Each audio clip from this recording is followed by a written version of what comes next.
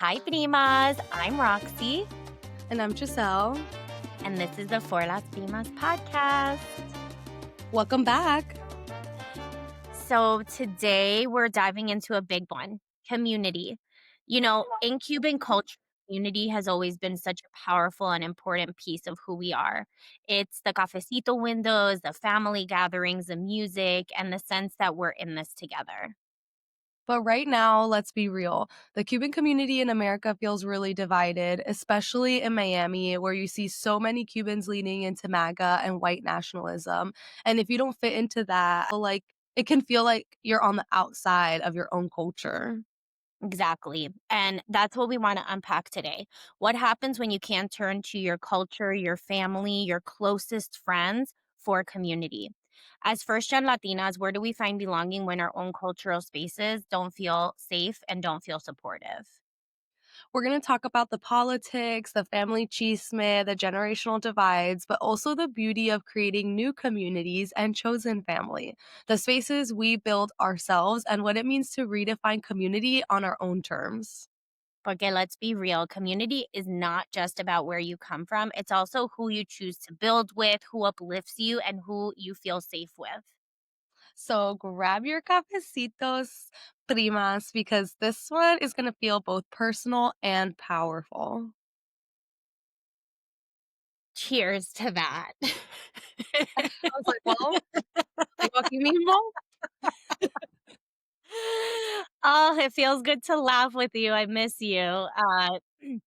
It's been such a heavy couple of days, and you always make me laugh. And it's cruel that we are long distance. Cruel. It's criminal. It shouldn't be legal. I haven't laughed, I think, in the last 48 hours. Oh, it's so tough. I have deleted my Instagram for a couple of days. I just need to like not see anybody's opinion, anything violent. I need to not see anything inflammatory. I just need to take a break. Mm. Yeah, Yeah. that's really good because I'm really bad about that, and I don't know, I just feel like I get addicted to, like, doom scrolling, and once I start seeing people's opinions that I agree with, I'm like, "I want more of this." I need to take a break as well.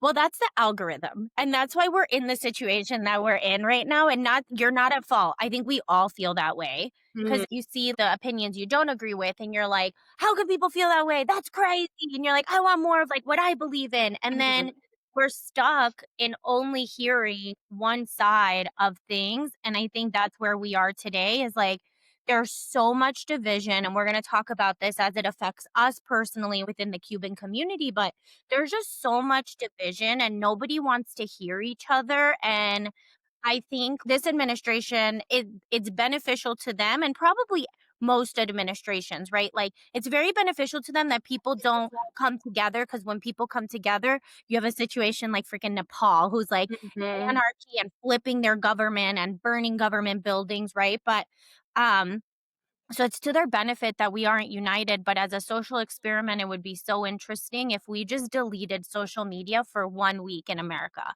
1 mhm. week, there was no Instagram, no X, no Facebook, no nothing. What would people do? That's Talk to cool. each other?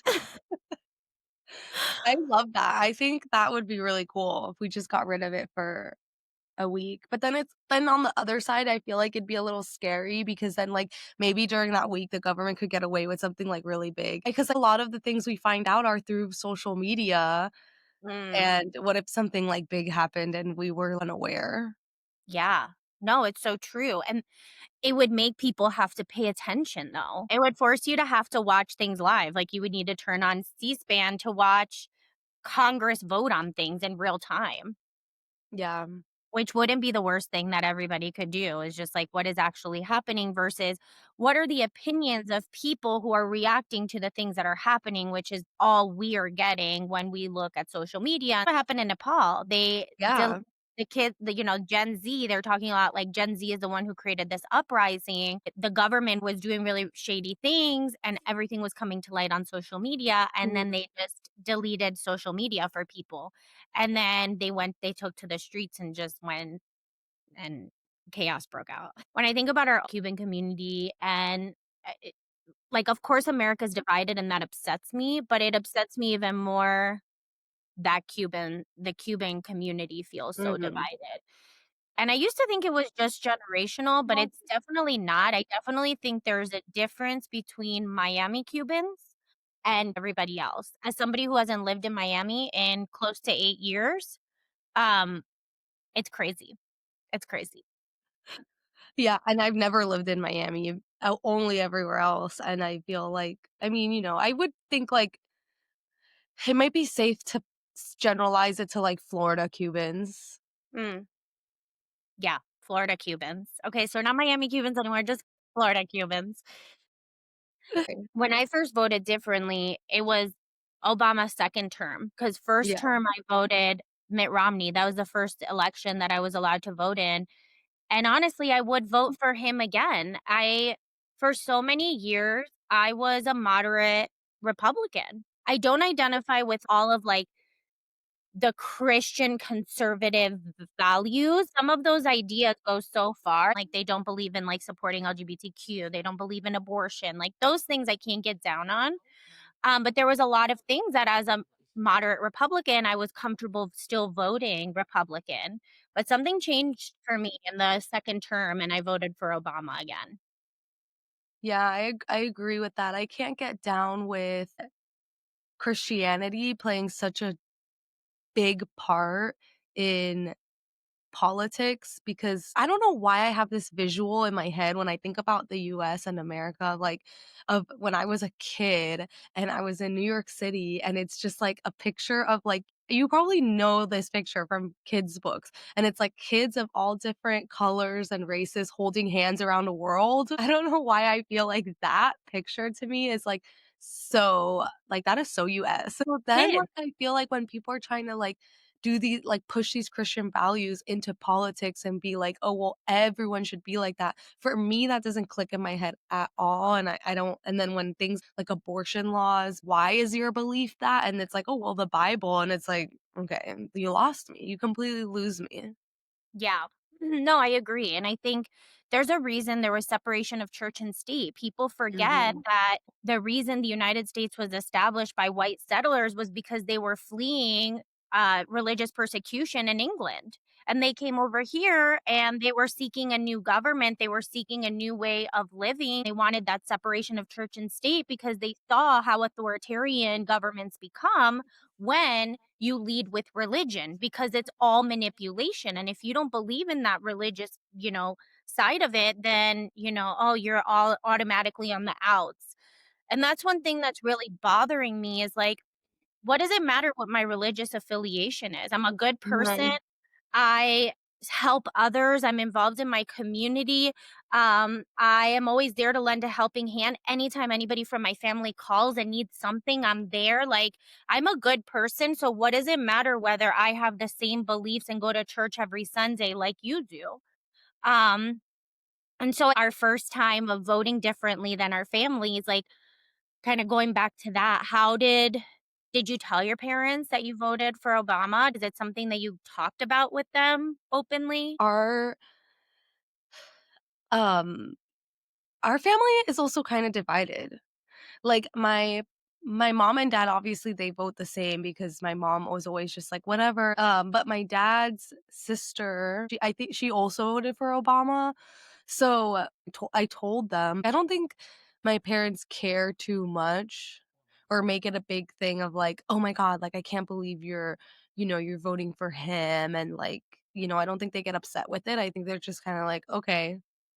Yeah. I wonder if they feel like, "We moved here so you can make those decisions for yourself." Yeah, Also, how maybe. I have gay uncles, so very early, I was just realizing, like, "Wait, what am I voting for? Wait, they're not gonna be able to be married? Why? Who cares?" That was one of the first social issues that really changed my mind, and I also, like, fast forward to today where, like, of course, I'm, like, very progressive, and it makes me sad because I don't see myself at all on the other side anymore, and I feel like it's Mm, become so extreme, and maybe both sides in some ways mhm, have mm. become extreme. It feels like to me the Republican Party is, like, more so identifying larger and larger with MAGA that it feels Mm, really hard to find or see myself in that party anymore.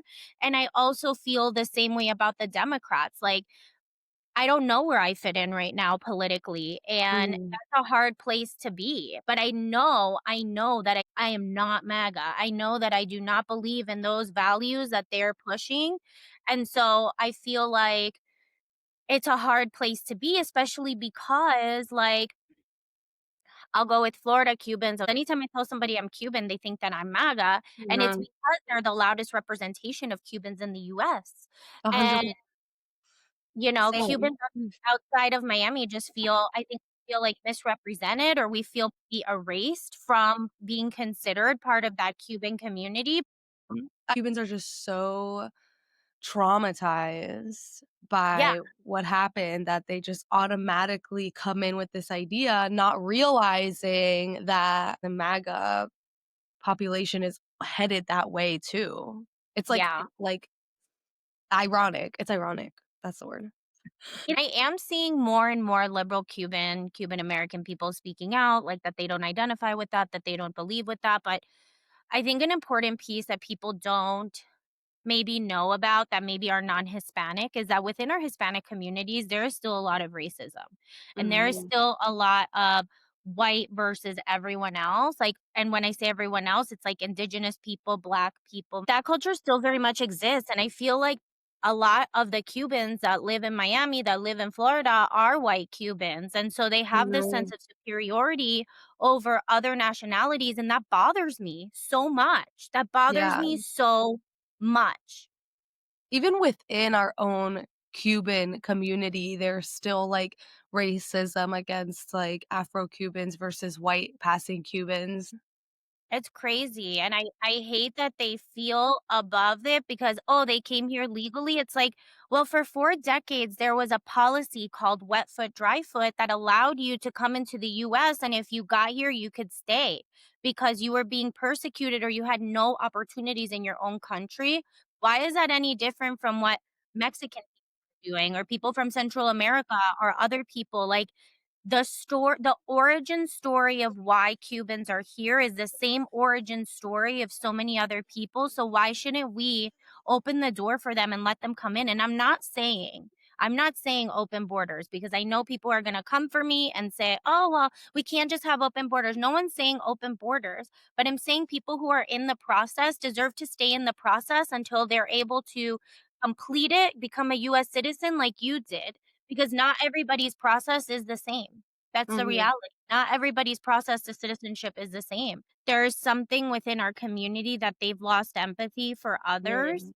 and it really upsets me because this week, with the absolute horrific, most disgusting display of violence on live television, that there was an individual who was murdered. We all know, we don't wanna rehash it on our podcast. It was horrible, and we both think it was horrible, and it was the most it was just horrible, but there was so much my point is that there was so much empathy for that, and I have it too. I feel devastated that that happened. Nobody deserves to die. Nobody deserves to die like that, but there was so much more empathy for that than there has been for families that are being separated, our children dying from violence in our country. Like, there's so many things within our communities that we need to have empathy for, and that was, like, the one thing they chose to have empathy for, and it feels just so confusing to me. A lot of the Cuban people are so quick to be like, "No, because you have to come here legally, blah, blah, blah," and then turn around and have very selective empathy and no empathy for others, and that just Mm. really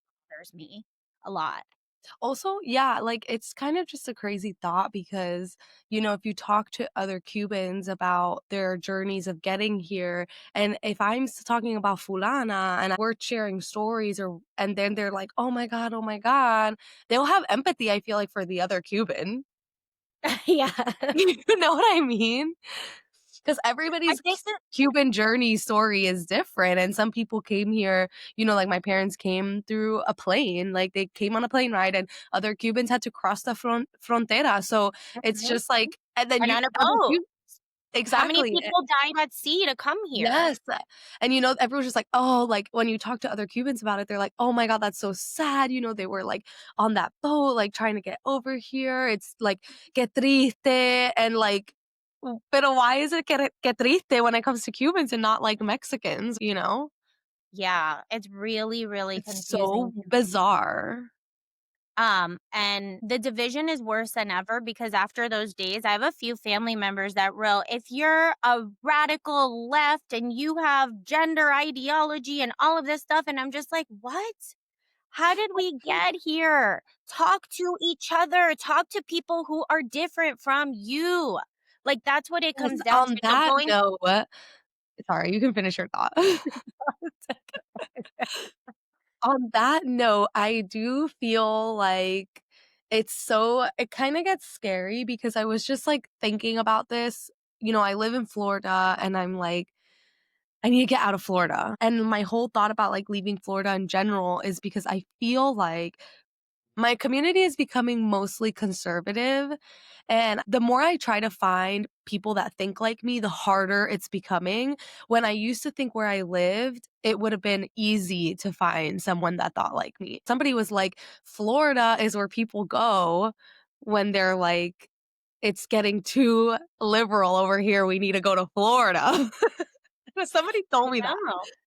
And I was like, "You know what? Like, you're so right." Like, I think people are moving to Florida and my community is changing. And so I think, like, exactly that. Like, it's getting harder for people to find LGBTQ individuals or BIPOC individuals, and finding these individuals to connect with, to make friends with, to then change your ideology about that subject, because everyone is kind of just segregating and being together in their own like-minded circles and not wanting to break out. Like that community that's forming in like Arkansas or whatever, with like all the white people and white people only, and because white people don't have a community to get together, and it's just like so crazy. Like that more and more of that I feel like is happening like as people are moving. Yeah, if you wanna all move to Arkansas, if you feel that way, please go to Arkansas. That's a great place for you. Like, Yeah. I feel you. I think that there's all of this fear-mongering about these populations of people. The fact that we are talking so, much about transgender people and being so scared of transgender, they're 1.1% of our population. I don't Why understand that either. are Like, you so obsessed? They're obsessed with it and it's crazy and it's like gender ideology in school because they're giving kids hormones. You're more worried about that, which I also have opinions on, which I will not share on this podcast. But you're more worried about that than guns killing your kids than what you saw on national TV of that person being horrifically assassinated in front of us all that we all watched. That happens in classrooms with 4, 5, 6, 7, 8, 9, 10, 11, 12, 13, 14-year-old kids. If you are not outraged about that, but you want to focus on a problem that happens to 1.1% of our population in our country, what the fuck is going on here? This is where I'm at. I'm just like, what the fuck is going on? mhm. Yeah, I I feel that. I and feel the what the fuck is going on too, because 'cause I'm just like, to me, I feel I just have to, like, take a deep breath before I get into this, because people are choosing to close their eyes, you yeah, know? Like, everything is so obvious, and especially Christian people that are coming out now because this person was Christian who died, and practice what you're preaching right now. Like, you will literally post something that is so, like, Christian, and it's like, and I'm like, "Yeah, like, I agree with that." Like, I agree with, like, love your neighbor, but then, like, why does it only apply to certain people? It doesn't apply to everyone. And that it's just like, how do you not see that? That is the part that I'm just like, at this point, I think it's a choice, because there's no way that you can, like, post something like that, read the words, and then not be like, "This is so freaking ironic right now." totally, totally. And like, again, going back to like, this is the division. This is what is happening. The social media, everybody's on social media. You're seeing what your algorithm is feeding you. And it's like, my family members who wrote that, I just want to like give them a hug and be like, Mhm. remember that people are real.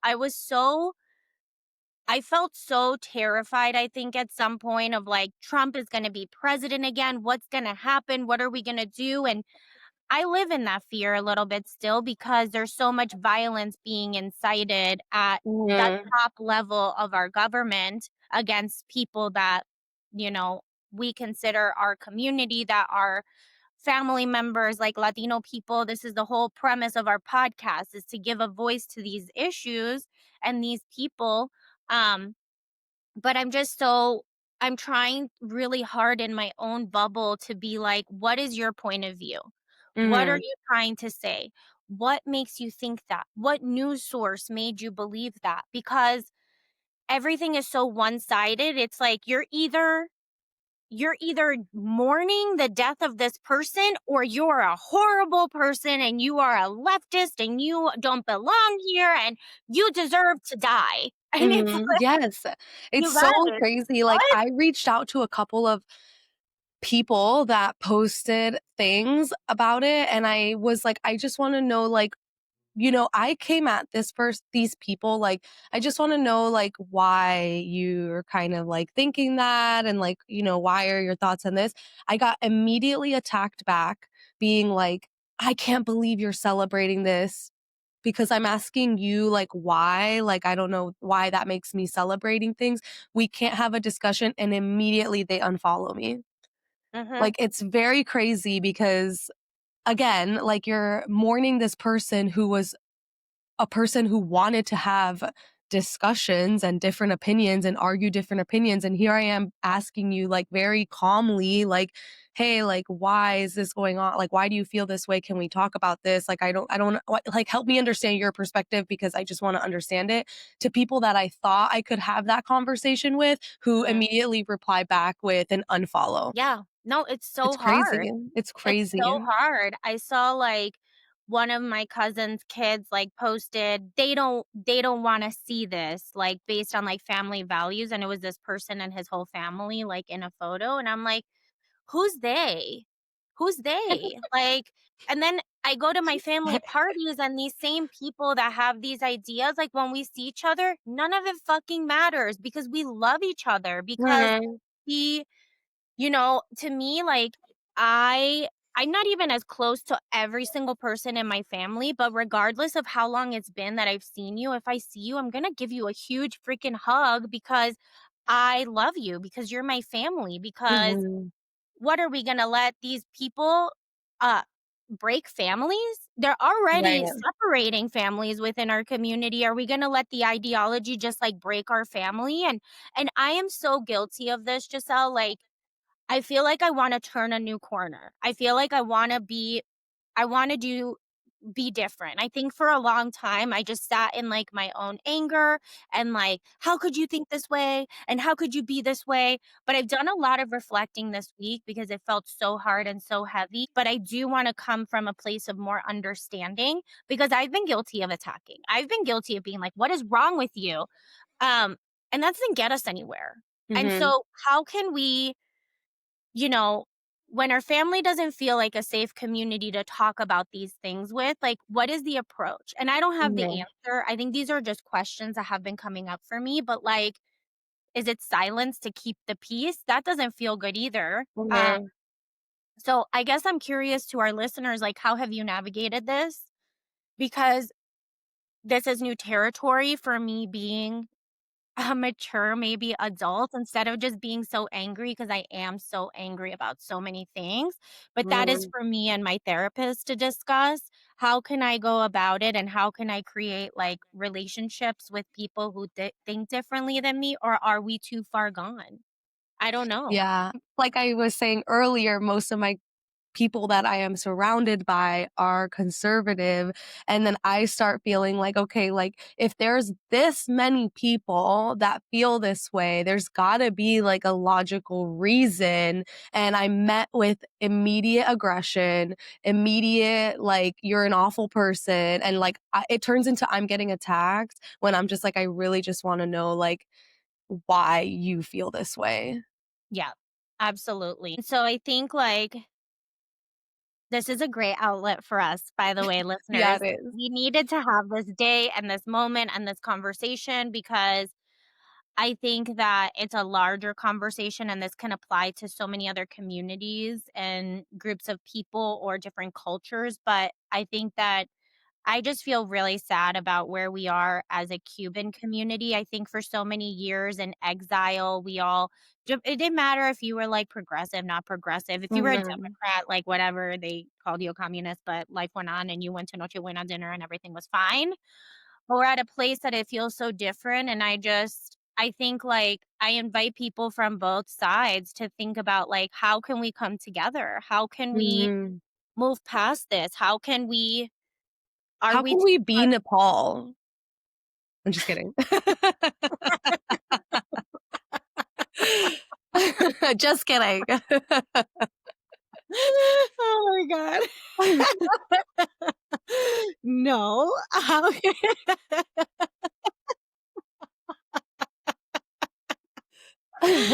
um, but I think, like, I also just wanna say, like, I've been in this space for a long time where I've been like, I vote differently from my family, I feel okay with that. I still love my cousins and my family members who, like, don't vote like me, and it is what it is, like, right? Like, but I also will say that in that process, and especially not just because of that, I've moved away from my community and my home. So I've Mhm. been Yeah. forced to build new communities, right? But there's something so beautiful in building new communities. When we lived in Montana, I have such a close-knit group of girlfriends, and they're all white girls, and I love them. And like for me, it's not so much like cultural versus not cultural. Gosh, my community is so strong in Montana, and I know that like Mhm. I can call these girls at a drop of a hat, they'd be there for me, they'd call me, they'd come visit me, I'd come visit them, like, there's that bond that you build, and I'm in the process of doing that now, and so I think part of what I wanted to communicate through our conversation today is that even though you might not find the solidarity within your own people like us, like, we're having a hard time with, like, the Cuban community, for example, what are ways that we can build new communities? And a lot of it is just researching what's out there. Like I found a Latinas Beers and Book Club group here in Denver, and I went to one meeting and I'm in this group chat and I feel like I have like 70 friends in this group chat and it's amazing. And part of building community is showing up, is doing the thing even when you don't want to do the thing. Mhm. Community does not always mean just friends. Community is an organization you can be a part of or a way that you can support a cause that Mhm. you're really passionate about. So I think a lot of times we think like, "Oh, my community is my friend." Not necessarily. It's where Mhm. you show up somewhere and you feel supported and you feel like if you did need support, there is someone there that could help you. So I think it's important, of course, to have your friends, and friends are community, but not the only type of community isn't just friends. 100%. Like, and that's what I feel like I'm looking for right now because I have my close friends like you and my cousins. Thankfully, I'm looking for a community that I can gather with and, are like-minded individuals. And it's hard to find. It's really hard. Yeah, And it's then hard. it's like I've tried to go to certain ones, and sometimes you're like, I don't really, it's not clicking. And then you got to like continue the journey. It takes time and it takes seeking it out. It's not Mhm. just gonna come to you one day and it's gonna be like, "Oh, Giselle, here's your community." Like, it's here. It's like, Yeah. no, you do have to seek it out and find Mhm. it, and so, like, this is everyone's call to action. Meet real people, meet people that are different from you, talk to Yeah. people that are different from you, like, um yeah, I don't know, like, don't be scared of people because they're different from you. I feel like as a first gen Latina, we are such bridge builders and connectors. Mhm. Think about it. We grew up connecting our parents to, like, the culture here, Mhm. right? And so now we feel like we're part of 2 cultures, and how do we extend that further? Like, I feel like we need to lean into our gifts as connectors and building community because community doesn't have to be just inherited and your family. It can be reimagined. You can make it whatever you want it to be. Like, for me, like one thing that's important is to show my son and future, generations that you could be an inclusive Cuban American. You don't have to be just way, because I think part of what happens in Miami and I can speak to Miami specifically, is that you're in a bubble. You're living in a Mhm, bubble with people that look like you. mhm, mhm. So go live in Minnesota. Go live Right. in Montana. Go live in Oregon. Go live somewhere where you're the only Cuban person among all of these people and see how you feel. Like, see what the vibe is like, see what the world is like. I think people get stuck in their bubble with all of the same people, and it's so important to branch off, try something new, go somewhere new, meet new people. Community is not just where you come from, it's where you feel safe, which is why we're working on finding our communities right now. And even when culture feels divided, we still have the power to create spaces of belonging. And don't forget, primas, at the end of the day, cafecito still hits no matter who you're drinking it with. Thanks for listening to us today. We love you. If you are feeling heavy or things feel hard, message us. We're here for you. Until next time. Bye.